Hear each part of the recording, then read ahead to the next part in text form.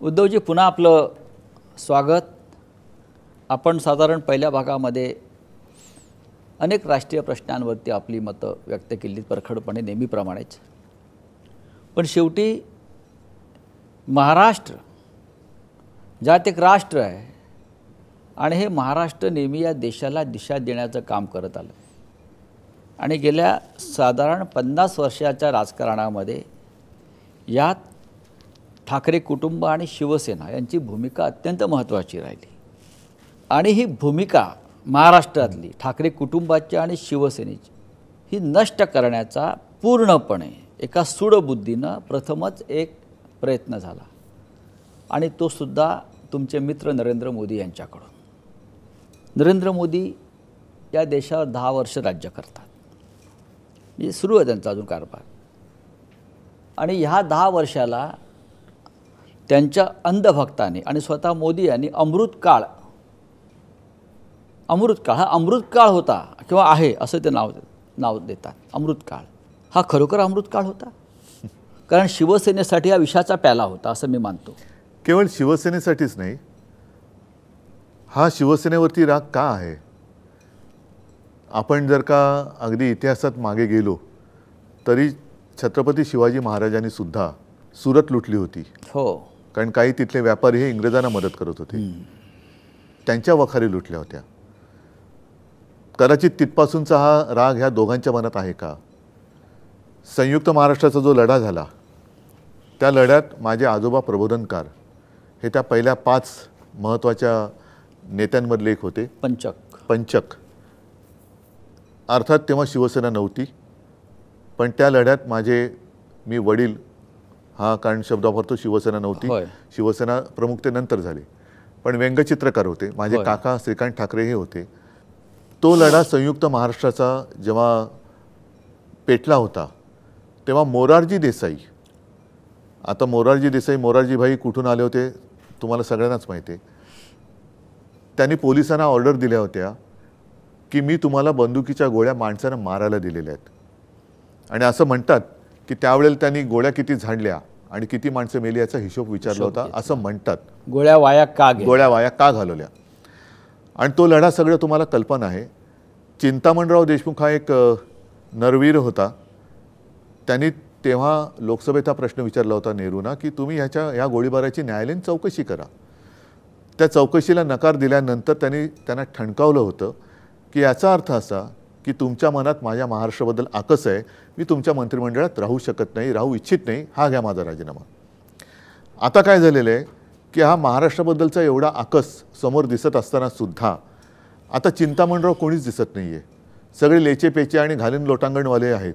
म्हणजे काय महाराष्ट्र लुटला तर लुटा, हे सगळे लोटांगणवीर आहेत। तोच आकस जो आहे तो आकस आता काढतायत। बरं, म्हणजे आता दाखवायला महाराष्ट्राबद्दलचं प्रेम हे उतू जाते, सभा घेत आहेत, रोड शो करतायत। महाराष्ट्र जेव्हा संकटात होता, महाराष्ट्रावरती जेव्हा नैसर्गिक आपत्त्या आल्या, जेव्हा मी मुख्यमंत्री होतो, निसर्ग वादळ आलं, टोकते आलं, त्यावेळेला कधीही मोदीजी किंवा शहाजी इकडे महाराष्ट्रात आले नाहीत। एका पैशाने कधी त्यांनी काही मदत केलेली नाही आणि मग हा महाराष्ट्र बदनाम करायचा।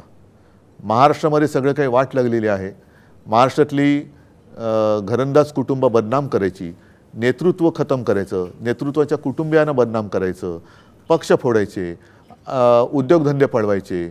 महाराष्ट्र एवढा वाईट आहे असं चित्र केल्यानंतर महाराष्ट्रात उद्योगधंदे येऊच नयेत आणि महाराष्ट्र जे सेनापती बापटांनी म्हटलं होतं की महाराष्ट्र आधार या भारताचा, तो आधार लुळा पांगळा करायचा, त्याच्या डोक्यावरती आपण बसायचं। मुंबई हे देशातलं सगळ्यात जास्त कर भरणारं शहर, आर्थिक राजधानी म्हणा, आर्थिक केंद्र म्हणा, तिच्याकडनं सगळे कॉर्पोरेट ऑफिसेस गुजरातला घेऊन गेले, टेक्स्टाईल कमिशनरेट जी होती ती पण ते दिल्लीला घेऊन गेले, एअर इंडियाचं ऑफिस घेऊन गेले, अनेक आता हिरे बाजार घेऊन गेले। वित्तीय केंद्र जे काँग्रेस सरकारने दिलं होतं त्या वित्तीय केंद्राच्या जागी जिथे मी मुख्यमंत्री असताना फील्ड हॉस्पिटल उभारलं होतं आणि हजारो लाखो जण तिकडे वाचले होते, सरकार पाडलं आणि पहिला निर्णय कोणता घेतला असेल तर ते केंद्र पाडून टाकून ती जागा ताबडतोब बुलेट ट्रेनच्या घशात घातली। आता बुलेट ट्रेनचा उपयोग मराठी माणसाला काय होणार आहे? गुजरातला होणार. गुजरातला होणार. आणि गुजरातबद्दल माझं पुन्हा सांगतो, गुजरातबद्दल माझंही नाही, पण मोदी गुजरात आणि संपूर्ण देश यांच्यामध्ये एक भिंत उभी करतात. आणि हा महाराष्ट्राबद्दलचा जो आकस आहे की मुंबईला भिकेला लावायचं, म्हणजे मुंबईच्या 90,000 कोटींच्या ज्या ठेवी होत्या त्यातल्या आता किती तोडल्या असतील FD, हा एक विचार आता कळेल आपल्याला. यांचं सरकार गेल्यानंतर त्याची चौकशी लावू. उद्धवजी, नाही, त्याचा परिणाम असा होणार आहे की या ज्या ठेवी असतात त्यातनं कामगारांचे पगार असतील, त्यांचे ग्रॅच्युइटी असेल, प्रॉव्हिडंट फंड असेल, इतर काही असतील, ठेवीदारांच्या ठेवी असतात. ते एक आर्थिक कवच होतं. कोस्टल रोड रोड जे स्वप्न अगदी मी अभिमानाने किंवा अहंकाराने सांगेन मी दाखवलं, माझ्या मुंबई महापालिकेने ते पूर्ण केलं, त्याचं श्रेय सुद्धा तुम्ही घेताय.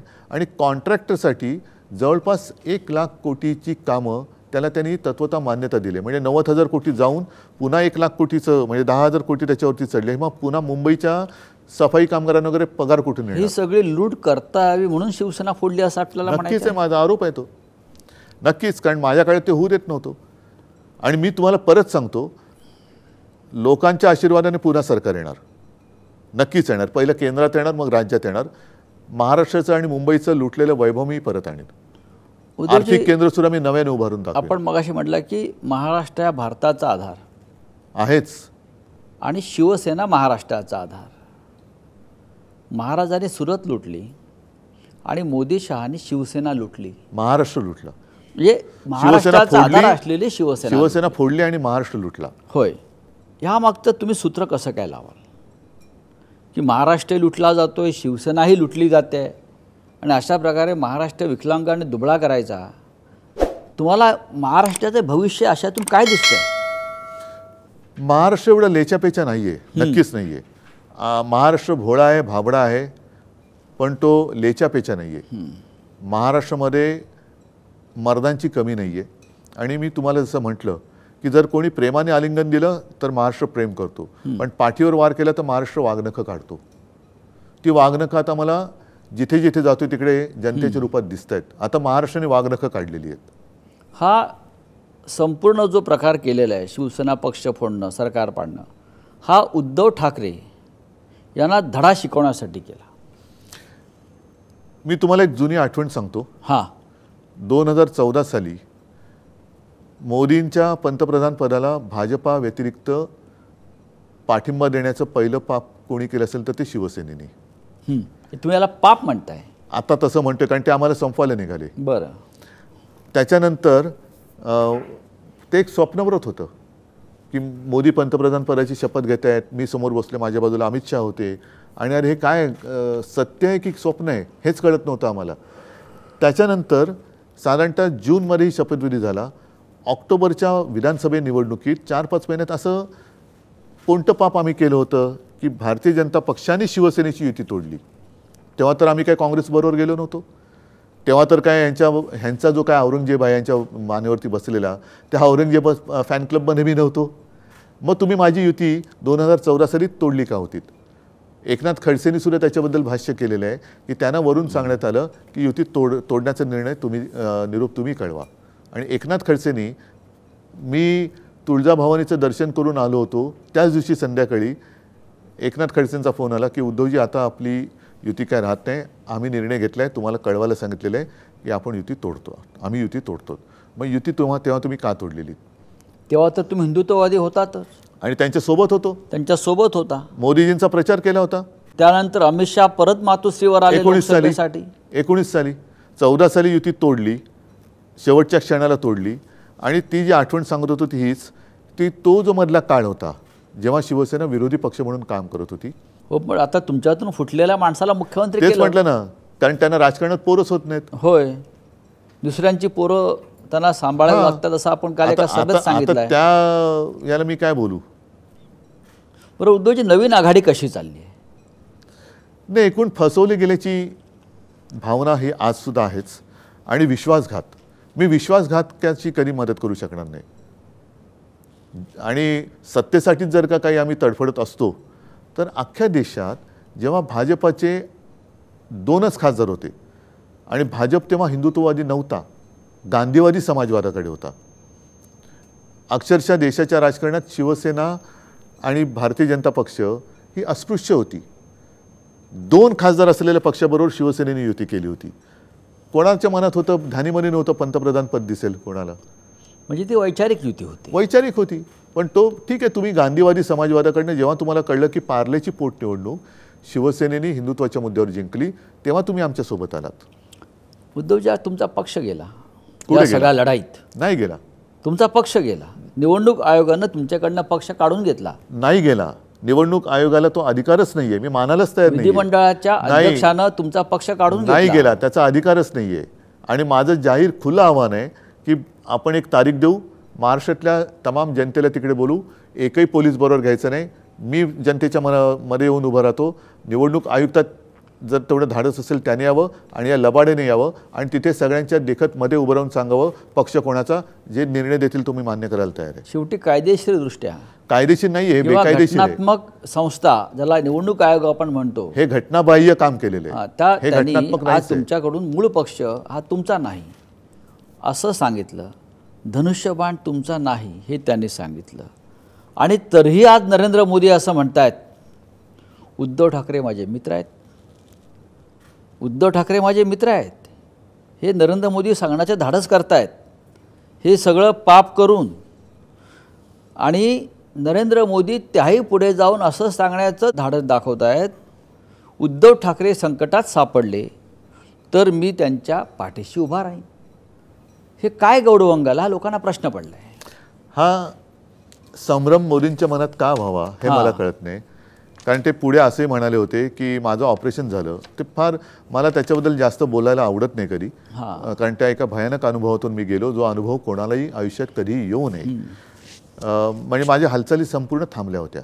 ठीक आहे, त्यांनी किती वेळा फोन केले, काय केले, हे आता मला त्याच्यात ते फोन रेकॉर्ड करण्याची गरज नाही आहे. खरं खोटं लोकांना माहिती आहे. शेतकऱ्याचं उत्पन्न दुप्पट करू म्हणणारे अजून दुप्पट उत्पन्न करू शकले नाहीत, म्हणजे खोटं कोण बोलतं हे लोकांनी कळलेलं आहे. पण मी काल सभेत बोललो की तुम्हाला माझं एवढं प्रेम होतं तर त्याच काळामध्ये तुमचे चेले चपाटे रात्रीची हुडी वगैरे घालून माझ्या गद्दारांबरोबर माझं सरकार खाली खेचायला का प्रयत्न करत होते? तुमच्या परवानगीशिवाय करत होते का? तुमच्या परवानगीशिवाय करत होते का?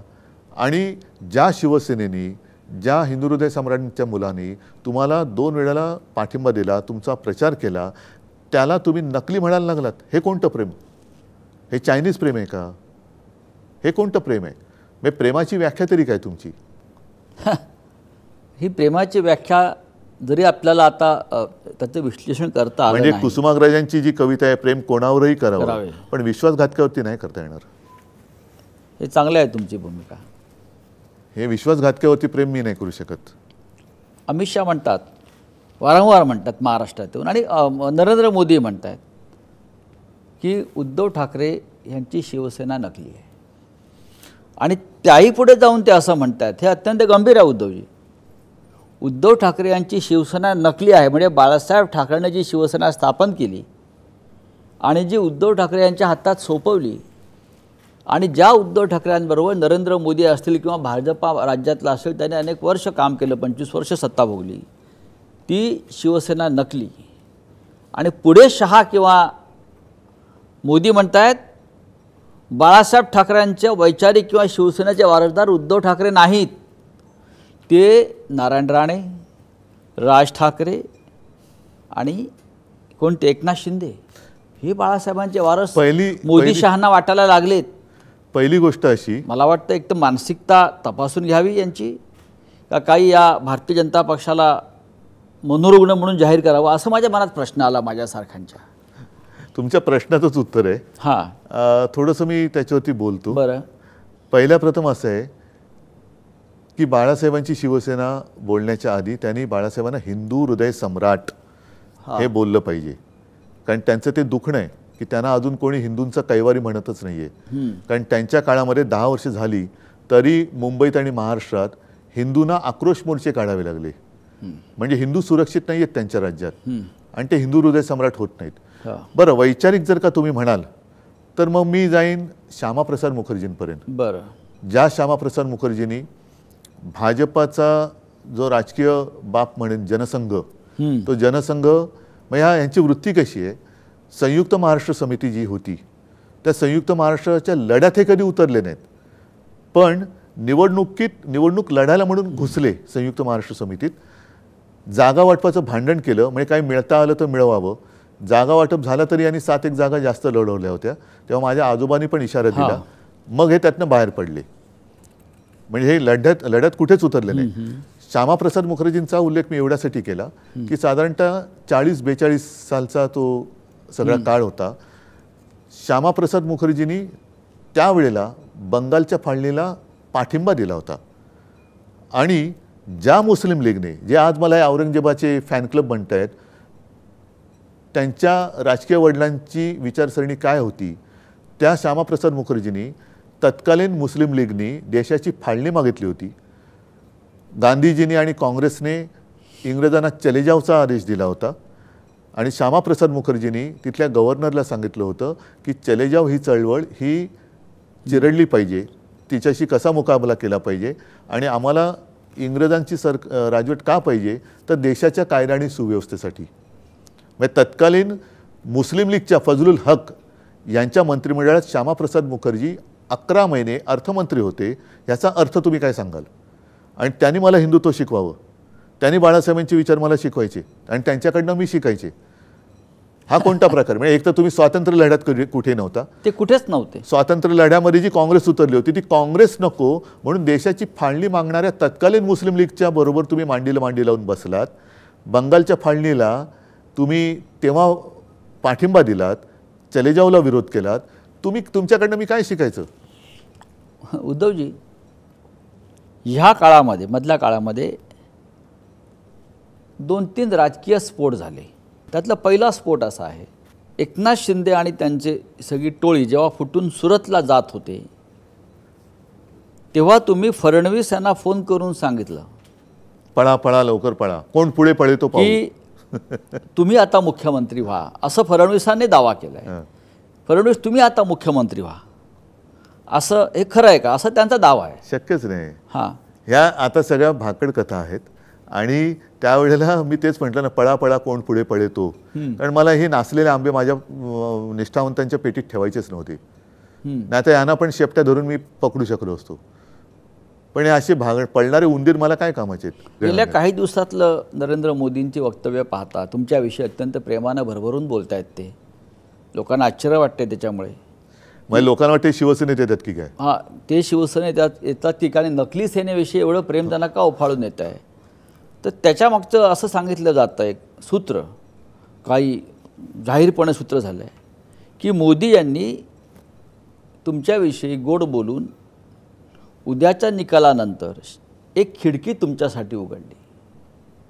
उद्या जर गरज पडली तर शिवसेनेच्या पाठिंब्यावर आम्ही सरकार बनवू का? तुम्ही पिक्चरचे सेट पाहिलेत कधी? हो. त्याच्यात म्हणजे मला बाळासाहेबच मला घेऊन गेले होते युनिव्हर्सल स्टुडिओ. हां. आणि तिकडे असे छान सेट केले जसं आपल्या नितीन देसाईंनी पण केलेले. हां. त्याच्यामध्ये अशा भिंती, खिडक्या, आणि त्या खिडकीतनं पाठी बघितलं तर टेकू लावलेले असतात, आत काहीच नसतं. हां. अशा खिडकीचा काय उपयोग आहे? तर ती खिडकी उघडली आहे किंवा दरवाजाची फट उघडली आहे, गरज पडली तर आम्ही एकत्र येऊ शकतो, मी फटीतनं नाही जाणार असा संभ्रम मी आता माझ्या महाराष्ट्राचं अभिमानाचं, स्वाभिमानाचं, अस्मितेचं वेगळंच एक मंदिर बांधतोय. त्याच्यामुळे मला या फटींची आणि खिडक्यांची गरज नाही. मी लढतोय माझ्या महाराष्ट्राची लढाई लढतोय, माझ्या देशाची लढाई लढतोय. लोकांचा आशीर्वाद मला पाहिजे. आणि ही लढाई माझी नाही आहे, ही लढाई जनतेची आहे. कारण नाहीतर महाराष्ट्राला खतम करतील, जे दिसतंय. मला महाराष्ट्र कोणत्याही परिस्थितीत मी खतम होऊ देणार नाही. नरेंद्र मोदींनी एक जादुई वॉशिंग मशीन देशाच्या राजकारणामध्ये आणली आहे. या वॉशिंग मशीनचा कधी तुम्हाला मोह पडलाय का?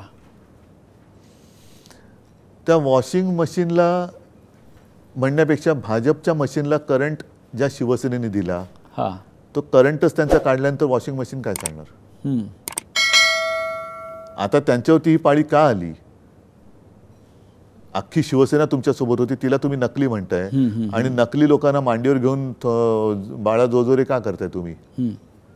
म्हणजे ही पाळी त्यांच्यावरती आली. भ्रष्टाचारी आणायची आणि त्या वॉशिंग मशीनमध्ये टाकायची. भ्रष्टाचारी तेथुका मेळवावा, भाजपा पक्ष वाढवावा. यात वॉशिंग मशीनचा वापर करून किंवा दहशतीचा वापर करून ईडी असेल, CBI असेल, पक्ष फोडले, सरकारं पाडली आणि आजही त्यांची कृती सुरू आहे. लोकांनी निवडून दिलेले बहुमतातले मुख्यमंत्री, मग केजरीवाल असतील, हेमंत सोरेन असतील, त्यांना ज्या पद्धतीनं अटक करून तुरुंगात टाकलं, अनेक मंत्र्यांना तुरुंगात टाकलं, आमदारांना तुरुंगात टाकलं, याच्याविषयी आपलं काय मत आहे? ह्यालाच तर हुकुमशाही म्हणतात. हां, आणि आपल्या मुलाखतीच्या सुरुवातीला जे म्हटलं की महाभारतामध्ये लोकशाहीचं वस्त्रहरण होते ते हेच. लोकांनी निवडून दिलेला मुख्यमंत्री अरविंद केजरीवाल जो दिल्लीमध्ये उत्तम काम करत होता, तर दोन्ही वेळेला त्यांनी भाजपासारख्या जगातल्याने पूर्ण आकाशगंगेतल्या सगळ्यात मोठ्या पक्षाला धोबीपछाड टाकला. किती 70 पैकी त्यांचे 2-5 लोक निवडून आले असतील तर असतील. हेमंत सोरेनसारख्या एखाद्या आदिवासी नेत्याने भाजपला धोबीपछाड टाकला. त्यांना तुम्ही जमिनीवरती हरू नाही शकत. आणि आज सुद्धा माझ्या साध्या साध्या शिवसैनिकांना ज्या पद्धतीने छळतायत, जसं मी काल नव्या मुंबईत गेलो तिथे माझा मडवी साधा शिवसैनिक, त्यानं तुम्ही आत टाकताय. आणि ज्यांच्यावरती तुम्ही आरोप केले होते, इक्बाल मिरचीवर व्यवहार केला, 70,000 कोटीचा घोटाळा केला, आदर्शचा घोटाळा केला, यांना तुम्ही पक्षात घेऊन मानाची स्थानं देत आहेत. उमेदवार केले, लोकसभेचे उमेदवार दिले आहेत. त्याच्यानंतर ज्याच्या प्रचाराला मोदी गेले होते आणि ह्याला मत म्हणजे मला मत, तो प्रज्वल रेवण्णा ज्याच्यावरती बलात्काराच्या अनेक केसेस आहेत, 2800 केसेस आहेत बलात्काराच्या, तो पळून जातो आणि साधे माझे शिवसैनिक तुरुंगात टाकतात. संजय राऊतचा काय गुन्हा आहे, त्याला तुरुंगात टाकला आणि प्रज्वल रेवण्णा पळून जातो. मग हे जे काय चालले ना, हे लोक, मी जे म्हणतो ना की हा छत्रपती शिवाजी महाराजांचा महाराष्ट्र आहे, हा धृतराष्ट्र नाही आहे. हा धृतराष्ट्र नाही आहे, हा महाराष्ट्र आहे. मोदी 10 वर्ष सत्तेत आहेत, त्यांच्या कार्याचा डंका सर्वत्र वाजवला जातोय. म्हणजे काय असते? तुम्हाला मोदींची 5 कामं आठवतात का की ज्यांनी देशासाठी किंवा समाजासाठी तुम्ही सांगू शकता? 5 कामं म्हणजे पक्ष फोडले, कुटुंब फोडली, भ्रष्टाचारानं स्थान दिलं, निवडणूक रोखे जमवले आणि जनतेची फसवणूक केली. पण वॉर तो रुकवा दी, वाट लगा दी पप्पा. एवढं मोठं युक्रेन बरोबरचं युद्ध थांबवलं. मणिपूर 1 वर्ष धुमसते, ते का नाही थांबत? मोदींनी वॉर रुकवा दे मानायला तयार नाही तुम्ही? नाही, वॉर रुकवलं असेल त्यांनी, पण मणिपूरमध्ये अजूनही अशांतता काय आहे? काल परवाकडे पण मतदानाच्या दिवशी हिंसाचार झालाय आणि गेले वर्षभर म्हणजे त्या महिलांची जी काही धिंड काढली गेली ज्या पद्धतीने, तिथले मुख्यमंत्री म्हणाले असे तर बरेच प्रकार घडलेत. स्वतः गृहमंत्री तिकडे जाऊन आले तरी देखील त्यांना माहिती नव्हतं. जर ते व्हिडिओ बाहेर आले नसते तर जगाला हे कळलंच नसतं. मग एवढी ही जी काही दडपशाही चाललेली आहे, बातम्या पण येऊ देत नाहीत बाहेर. अत्याचार आज सुद्धा सुरू आहेत, आज तर आपल्यापर्यंत पोहोचतच नाही आहेत. पण 1 वर्ष झालं अजूनही मणिपूर अशांत आहे. त्याच्याबद्दल कोणाच्या मनात काही संवेदना सुद्धा दिसत नाही आहे आणि आम्ही मतं मागतोय. म्हणजे मला लाज वाटते मला सुद्धा की अरे तिकडच्या महिलांवरती आणि लोकांवरती काय तिकडे परिस्थिती उद्भवली. आत्ता सुद्धा आपण बोलताना काही चाललं असेल त्याच्याबद्दल कोणाच्या मनात आता संवेदनाच नाही राहिली. उद्धवजी, हा देश खूप मोठा आहे, 140 कोटीचा असेल, पण माणूस माणूसच आहे. आणि या देशामध्ये आजही 85 कोटी लोकांना मोदी 5 किलो फुकट धान्य देत आहेत. म्हणजे लोकांना जवळजवळ भिकारी केलं. आणि तरी ते म्हणतात की मी देशाची आर्थिक स्थिती सुधारली. बघा असं आहे, आता हे तुम्ही माना अथवा नका मानू, तुम्हाला माझ्यावरती अवलंबून राहायला लागलं म्हणजे तुम्ही माझे गुलाम झाले. ह्याचाच अर्थ असा की यांना देशाला त्यांचा गुलाम बनवायचा आहे. की जो गुलाम मी खायला दिलं तरच त्याचं पोट भरेल, नाहीतर त्याला पोट भरण्यासाठी दुसरं कोणतेही मी साधन ठेवणारच नाही. उद्योगधंदे मी येऊ देणार नाही, उद्योगधंदे मी पळून देईन. तुम्हाला रोज खायचं प्यायचं असेल तर माझ्या दारासमोर भिकेचा कटोरा घेऊन उभं राहावंच लागेल. मग तुमची काय हिंमत आहे? तुम्ही मला नाकारूच शकत नाही. हीच तर भीती आहे देशासमोर आज. सगळ्यांना आपलं गुलाम करून ठेवायचं. तुम्हाला अगदी खाणं पिणं काही लागलं तर माझ्याकडे यावंच लागलं पाहिजे आणि मग बिशात काय तुमची माझ्या विरुद्ध बोलायची, कारण मी तुम्हाला खायलाच देणार आहे, मराल फुकटचे. देशाला गुलाम करून राज्य करण्याचं ही त्यांची योजना आहे. देशातलं संविधान धोक्यात आहे. अशा प्रकारचं वातावरण संपूर्ण देशात निर्माण झालं. आपलं काय मत आहे? ज्या पद्धतीने त्यांची वाटचाल चालू आहे बघा, त्यांना आजपर्यंत या निवडणुकीत कोणताही असा कार्यक्रम देता आलेला नाही आहे. आणि दिशा देता आलेली नाही आहे. त्यांना असं वाटलं होतं की देश आपला दिवाण आहे, आपण म्हणू ते देश ऐकेल. ज्या पद्धतीने गेल्या संसदेच्या अधिवेशनात साधारणतः 140 ते 150 विरोधी पक्षाचे खासदार निलंबित करून त्यांनी कायदे पास करून घेतले, ते पाहिल्यानंतर यांना 400 पार का व्हायचं आहे, तर देशाचं संविधान बदलायचे समोर कोणी असताच कामा नये. आणि लोकसभेने एकदा मंजूर केल्यानंतर कोर्टात काय करणार, म्हणजे त्यांना त्याच्यासाठी 400 पार पाहिजे होतं. आणि ते जेव्हा 400 पार म्हणाले तेव्हा देशाने घोषणा दिली की तडीपार, अब की बार भाजपा तडीपार. महाराष्ट्र हा देशात परिवर्तन घडवण्यासाठी अग्रेसर राहील. 48 जागा महाराष्ट्रात आहेत आणि या 48 जागांवर देशाचं भविष्य आहे. तुम्ही शरद पवारजी, राहुल गांधी यांनी महाराष्ट्रात लक्ष घातलं. आपलं नेतृत्वावर सगळ्यात जास्त विश्वास आहे, शरद पवारांच्या नेतृत्वावर विश्वास आहे. लोकांच्या मनात एक चीड आहे. आपण अशा कोणत्या 5 योजना ज्या देशासाठी आणि महाराष्ट्रासाठी सांगू शकाल की ज्याच्यावर देशानं आणि महाराष्ट्राने विश्वास ठेवावा? पहिली अतिशय महत्त्वाची गोष्ट म्हणजे महाराष्ट्राची लूट थांबवणं. कारण ही महाराष्ट्राची लूट तुम्हाला शाब्दिक बघितलं तर काय वाटणार नाही, पण महाराष्ट्राचं जे काय ओरबाडून नेलेलं वैभव आहे ते परत आणलं पाहिजे आणि लूट थांबवली पाहिजे. म्हणजेच काय की महाराष्ट्रातून बाहेर गेलेले उद्योग हे मला परत आणावेच लागतील आणि ते मी आणणार. आर्थिक केंद्र नेलेलं आहे, म्हणजे रोजीरोटी, महत्त्वाचा मुद्दा म्हणजे रोजीरोटी. महाराष्ट्राचं नेलेलं वैभव जे आहे ते परत आणायचं, आर्थिक केंद्र परत आणायचं. त्याच्यानंतर तुम्ही शेतकऱ्यांना, मी मुख्यमंत्री असताना मी करून दाखवलं होतं ना, 2 लाखापर्यंतचं पीक कर्ज मी मुक्त करून दाखवलं होतं. त्यातनं शेतकऱ्यांना हमी भाव, शेतकऱ्यांना कापूस असेल, सोयाबीन असेल, महाविकास आघाडीच्या काळामध्ये म्हणजे माझ्या मुख्यमंत्रीपदाच्या काळात त्यांना किती भाव मिळत होता आणि आत्ता किती मिळतोय तो बघा. जर माझ्या काळात हे होऊ शकत होतं, आत्ता का नाही होऊ शकत? त्याच्यानंतर GSTच्या माध्यमातून जी काही लूट चाललेली आहे, कर दहशतवाद, हा थांबवला पाहिजे आणि तो मी थांबवणार.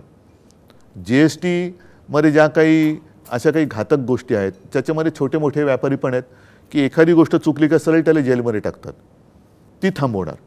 शेतकऱ्यांना जी काही खत बियाणं, अवजारं, काय होतं तुमची जी काही त्यांची जी काही योजना आहे, प्रधानमंत्री सन्मान विन्मान योजना काहीतरी म्हणतात, ज्यातनं वर्षाला 6,000 रुपये शेतकऱ्याला देतात.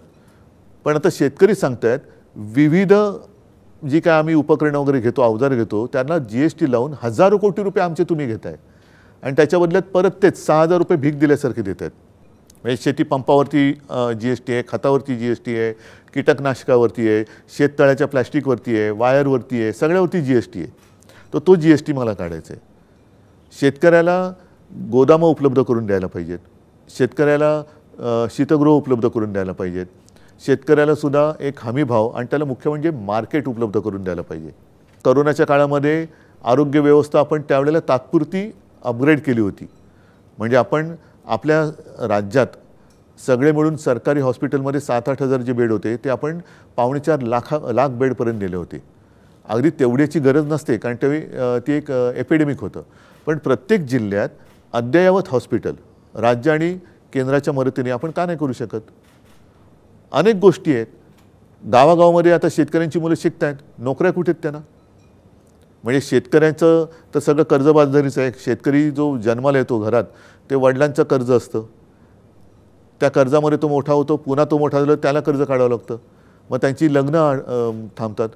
मध्ये जे मंगळसूत्राबद्दल मोदीजी बोलले, अनेक शेतकऱ्यांची मंगळसूत्र त्यांच्या पत्नीची ही गहाण ठेवावी लागलेत आणि काही शेतकऱ्यांनी आत्महत्या केल्यामुळे त्यांच्या गळ्यातली बायकांच्या गळ्यातली महिलांची मंगळसूत्र ही तुटलेली आहेत. तर अशा खूप गोष्टी आहेत. पण महाराष्ट्राचं वैभव आणि महाराष्ट्राचा जो एक दरार आहे तो आपल्याला आणावा लागेल. आत्मविश्वास आहे की सरकार बदलेल, नक्कीच बदलावंच लागेल आणि एकटा महाराष्ट्रही घडू शकतो. महाराष्ट्राने जर 48 खासदार महाविकास आघाडीचे दिले तर तिकडेच खाली आले आणि बाकी देशात तर तुम्ही बघताय वातावरण आहे. आज गुजरातमध्ये क्षत्रिय समाज यांच्या विरुद्ध रस्त्यावरती उतरलेला आहे. देशाचं नेतृत्व अशा वेळेला कोण करेल? पहिला महत्त्वाचा मुद्दा जे अयोग्य ते काढा. बरं.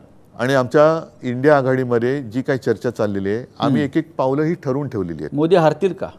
मोदीला हरवायचं, त्यांचा जो पक्ष आहे हुकुमशाही हरेल का? नक्की हरवावीच लागेल, नाहीतर देशाचं भवितव्य अंधारात जाईल. देशात पुन्हा गुलामगिरी येईल. तेव्हा परकीयांची गुलामगिरी होती, आता स्वकीयांची होती.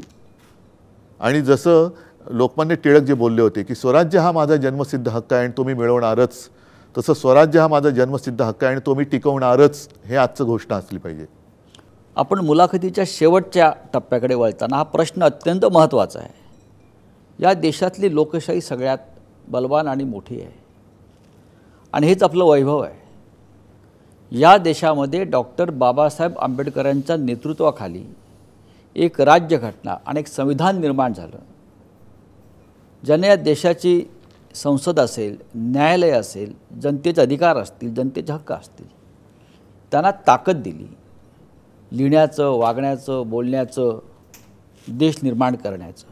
पण गेल्या काही काळापासून भारतीय जनता पक्षाची पावलं ही हुकुमशाहीच्या दिशेनं फार पुढे गेली आहेत आणि परत जर आम्ही सत्तेवर आलो, आम्हाला 400पेक्षा जास्त जागा तुम्ही निवडून दिल्यात, तर आम्ही डॉक्टर बाबासाहेब आंबेडकरांनी निर्माण केलेलं संविधान बदलू आणि आम्हाला हवं त्या पद्धतीनं नवीन संविधान निर्माण करू, अशा प्रकारची भाषा यांचे अनेक मंत्री, अनेक खासदार, अनेक नेते सांगतायत, बोलतायत.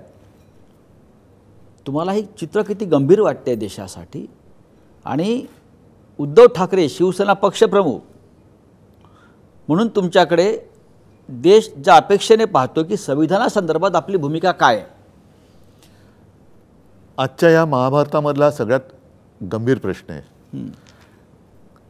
ह्याचं कारण असं की भारतीय जनता पक्षाचे काही खासदार, काही माजी मंत्री हे उघडपणे बोललेत की संविधान बदलण्यासाठी आम्हाला 400 पार पाहिजे.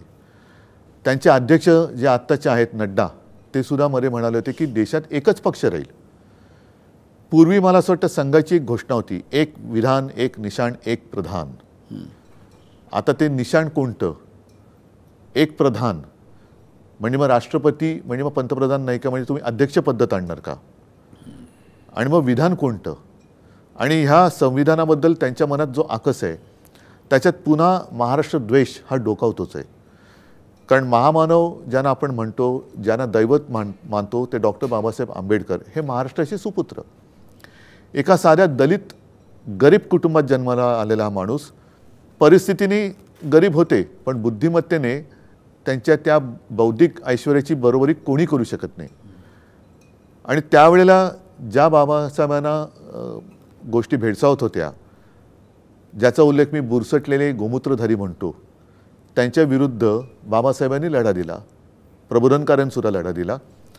मग ते महाडच्या चौदार तळ्याचं पाणी पिण्याचं असेल, काळाराम मंदिराचा प्रवेश असेल, आणि त्या बुरसटलेल्या गोमूत्रधारींना आता असं वाटते की अरे दलित आणि साध्या कुटुंबात जन्मलेल्या माणसाने एवढा बुद्धिमान माणूस हा माझ्यापेक्षा बुद्धिमान कसा, आणि त्यांनी लिहिलेलं हे संविधान आम्ही काय म्हणून पाळायचं? हा जो सगळा विचार आहे हा खूप प्राचीन काळापासून चालत आलेला आहे. वर्णद्वेष. आणि तो त्याच्यामध्ये दिसतोय की एक साध्या गरीब कुटुंबात, पुन्हा पुन्हा मी सांगतोय, दलित कुटुंबात जन्माला आलेला माणूस हा एवढा बुद्धिमान कसा होऊ शकतो?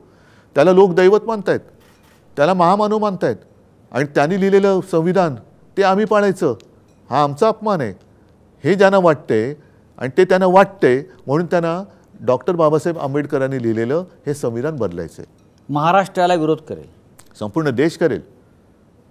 कारण मी जे ऐकले की डॉक्टर बाबासाहेब आंबेडकर आपलं शिक्षण घेऊन परदेशातून जेव्हा परत आले, तेव्हा कोल्हापूरच्या शाहू महाराजांनी एका कार्यक्रमात सांगितलं होतं की आजचा हा तुमचा नेता उद्या देशाचा नेता होईल. आणि मला असं वाटतं याच भूमिकेतून तुम्ही कोल्हापूरच्या शाहू महाराजांना पाठिंबा दिले. कारण शाहू महाराज आणि माझ्या आजोबांचे त्यावेळच्या शाहू महाराजांनी आणि त्या कुटुंबाचे आमचे संबंध आहेच. पण हा जो आकस आहे की दलित कुटुंबात जन्मलेला एवढा माणूस बुद्धिमान असू शकतो आणि त्यांनी लिहिलेलं संविधान आम्ही पाळायचं, हा कमीपणा ज्यांना वाटतोय, हा अहंगंड ज्यांच्यात आहे, त्यांना हे संविधान बदलायचं, पण देश ते बदलू देणार नाही. आणि महाराष्ट्र ठामपणे या महाराष्ट्र तर आहेच विरोध करेल. महाराष्ट्राचा तर सुपुत्रच आहेत डॉक्टर बाबासाहेब आंबेडकर. म्हणजे महाराष्ट्राला अभिमान आहे. जे आपले शिवसेना प्रमुख सांगायचे की 2 दैवत महाराष्ट्राने या देशाला दिली, एक छत्रपती शिवाजी महाराज आणि दुसरे आमचे डॉक्टर बाबासाहेब आंबेडकर, ही आमची दैवत आहेत. हे बाळासाहेब सांगायचे, हिंदू हृदय सम्राट सांगायचे. उद्धवजी, आपण अत्यंत परखडपणे आपल्या भूमिका इथे व्यक्त केल्यात. निवडणुकीचं महाभारत हे शिगेला पोचल्या. त्या एकच सांगतो, हां. महाभारतामध्ये ऐन लढाईच्या वेळेला कृष्णाने अर्जुनाला गीता सांगितली. होय.